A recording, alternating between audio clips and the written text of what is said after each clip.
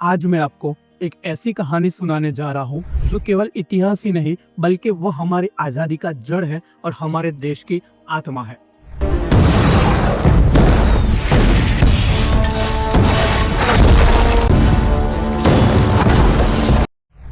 यह कहानी है 1857 के भारत के प्रथम स्वतंत्र संग्राम की। यह कहानी है उन वीरों की जिन्होंने अपने प्राणों की आहुति दी ताकि आज हम आजाद सांस ले सके।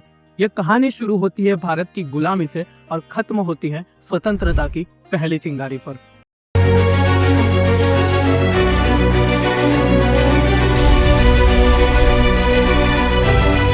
तो आइए जानते हैं 1857 की स्वतंत्र संग्राम की पूरी कहानी। अंग्रेजों के आने से पहले भारत को सोने की चिड़िया कहा जाता था, क्योंकि यहाँ के हरे भरे खेत, नदियाँ, समुद्र और हर राज्य अपनी संस्कृति में अनोखा था। कहीं संगीत, कहीं कला, कहीं विज्ञान का विकास था और लोग शांति प्रिय और मेहनती थे। लेकिन 1600 ईस्वी के आसपास ब्रिटेन की ईस्ट इंडिया कंपनी भारत आई और सिर्फ व्यापार के नाम पर। उन्होंने कहा, हम तो बस मसाले और कपड़े खरीदने आए हैं, पर असल में उनकी नजर भारत की दौलत पर थी। धीरे धीरे कंपनी ने व्यापार से राजनीति में कदम रख दिया और भारत के राजा रजवाड़े, किसान, मजदूर सब उनके आदेश भी मानने लगे। जो नहीं मानता उसकी जमीन छीन ली जाती, जो विरोध करता उसे सजा दी जाती। किसानों से ज्यादा टैक्स वसूला जाने लगा, कारीगरों के हाथों से उनके काम छीन लिए गए। जो चीजें भारत में बनती थी अब वही चीजें इंग्लैंड से कम दामों में आने लगी और इसी तरह भारत का व्यापार ठप पड़ने लगा और धीरे धीरे अंग्रेजों ने भारत की खुशहाली छीन के गुलामी की बेड़ियां डाल दी। अब भारत के बड़े बड़े हिस्सों पर अंग्रेजों ने शासन करना शुरू कर दिया। राजाओं की शक्ति घटने लगी और अंग्रेजों की पकड़ बढ़ती गई और आखिरकार 1757 की प्लासी की लड़ाई और 1764 की बक्सर की लड़ाई में अंग्रेजों ने भारत के राजाओं को हराया और बंगाल पर कब्जा कर लिया।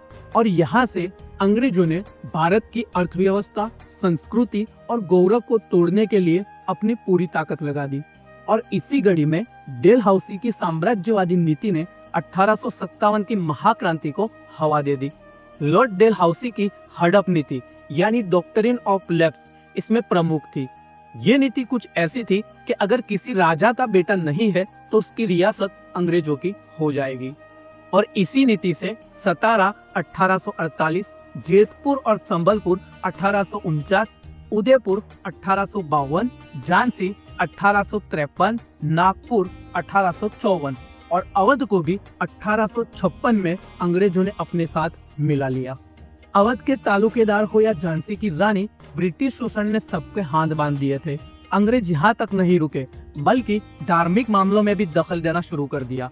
लोगों को लगा कि अंग्रेज उन्हें ईसाई बनाना चाहते हैं और इसी वजह से भारत के समाज डर और गुस्से से भर गया था। ब्रिटिश सरकार ने भारत के परंपराओं का मजाक उड़ाना शुरू कर दिया। इन्होंने नई शिक्षा प्रणाली लाई जिसमें लोग अपने धर्म से दूर होने लगे। मंदिरों और मस्जिदों की जमीनें छीनी जाने लगी। लोगों के मन में यह भावना घर कर गई कि अब हमारी संस्कृति, धर्म, सम्मान को बचाना ही सबसे बड़ा कर्तव्य है।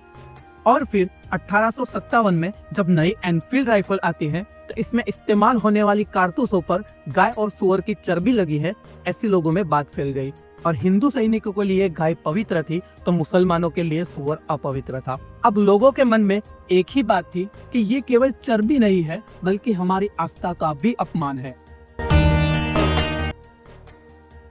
और तब शुरुआत होती है एक महान संघर्ष की जिसने भारत की आजादी की नींव रखी।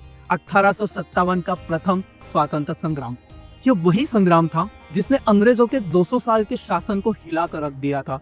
भले ही यह संग्राम पूरी तरह सफल नहीं हुआ, लेकिन इसने भारतीयों के दिल में स्वतंत्रता की ज्वाला जला दी जो 1947 तक लगातार जलती रही। और सबसे पहले इस अन्याय के खिलाफ आवाज उठाई मंगल पांडे ने। वे बैरकपुर छावनी में सिपाही थे। जब इन्होंने कारतूस का सच सुना तो इन्होंने अपने ही अंग्रेज अफसर पर गोली चला दी और इनकी इस हिम्मत से पूरा देश गूंज उठा। अंग्रेजों ने इन्हें पकड़कर 8 अप्रैल 1857 को फांसी दे दी, लेकिन इस फांसी ने भारत के हर दिल में आग लगा दी। 9 मई 1857 को मेरठ के भारतीय सैनिकों ने राइफल का प्रयोग करने से भी इनकार कर दिया, यहाँ भी विरोध करने वाले सैनिकों को 10 वर्ष की सजा दी गई और यही वजह के चलते 10 मई 1857 को मेरठ के सैनिकों ने विद्रोह कर दिया। इन्होंने अंग्रेजों की छावनियों पर हमला किया और हमला करने के बाद अब इन विद्रोह को तलाश की एक नेतृत्व की और इसके लिए वो दिल्ली की ओर बढ़ गए और दिल्ली पहुंचकर इन्होंने बहादुर शाह जफर को भारत का सम्राट घोषित किया। बहादुर शाह जफर बूढ़े थे पर देशभक्त थे। उन्होंने कहा, अगर मेरे नाम से भारत एक हो सकता है तो मैं अंतिम दिन भी इस संग्राम के लिए दे दूंगा। देखते ही देखते यह विद्रोह पटना से लेकर राजस्थान की सीमाओं तक पहुंच गया और इसी तरह दिल्ली अब आजादी का केंद्र बन गई थी। उधर झांसी में रानी लक्ष्मीबाई ने तलवार उठा ली क्योंकि अंग्रेजों ने इनकी झांसी छीन ली थी। जब अंग्रेजों ने हड़प की नीति लगाई थी तो झांसी इनसे छीनी गई। रानी ने कहा, मैं अपनी झांसी नहीं दूंगी। वो घोड़े पे सवार हुई, बच्चे को पीठ पर बांधा और तलवार लेकर युद्ध में उतर पड़ी। उन्होंने अकेले ही अपनी सेना का नेतृत्व किया। ग्वालियर के पास इन्होंने 18 जून 1858 को अंग्रेजों के खिलाफ अंतिम सांस तक युद्ध किया और यह वही वीरगति को प्राप्त हो गई।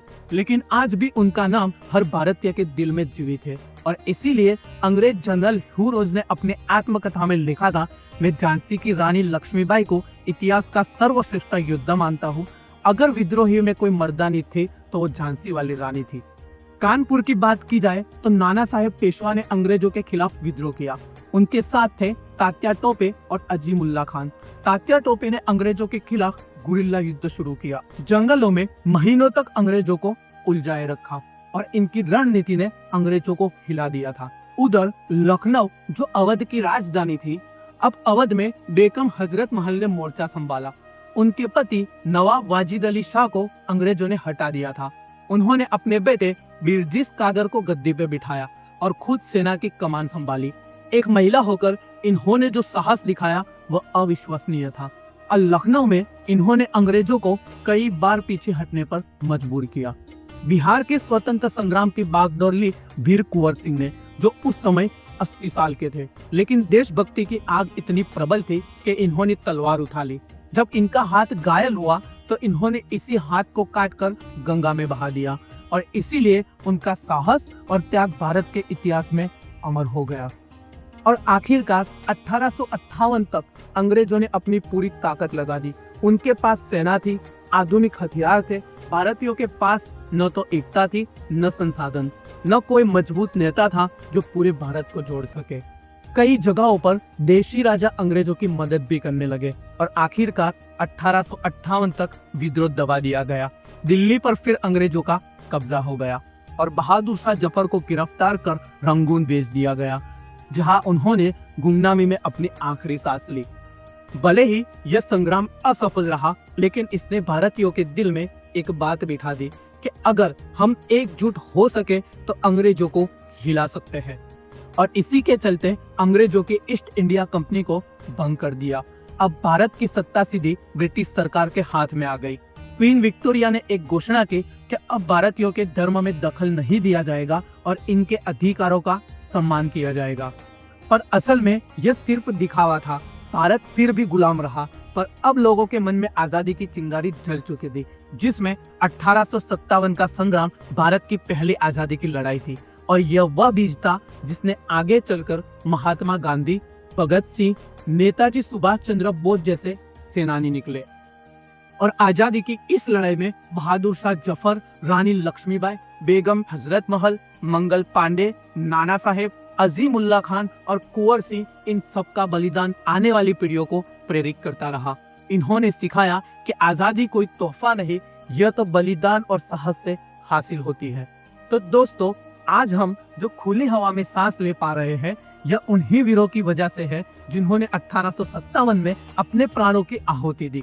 और इनकी कहानियां हमें याद दिलाती है कि भारत की ताकत उसकी एकता में है। तो आइए हम सब मिलकर प्रण लें कि हम अपने देश की स्वतंत्रता, संस्कृति और सम्मान की रक्षा करेंगे। तो दोस्तों, ये आखिरी पंक्तियों के साथ वीडियो पूरा करते हैं कि मंगल पांडे ने पहली चिंगारी जलाई थी, रानी लक्ष्मीबाई ने तलवार उठाई थी, तो नाना साहेब ने अन्याय को ललकारा था और तात्या टोपे ने रण में दम दिखाया था। बेगम हजरत महल शेरनी बन लड़ी थी तो कुंवर सिंह ने बुढ़ापे में जंग छेड़ी थी और बहादुर शाह जफर ने ताज नहीं कौम चुनी थी। इन सब ने मिलकर आजादी की नींव बुनी थी। ये वो लोग थे जिनके लहू से इतिहास लिखा गया और जिनकी कुर्बानियों से आज हमारा भारत स्वतंत्र है। जय हिंद।